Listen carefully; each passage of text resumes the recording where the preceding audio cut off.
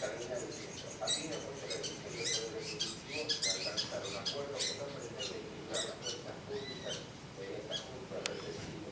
sino por la vía del desarrollo con inclusión social y una más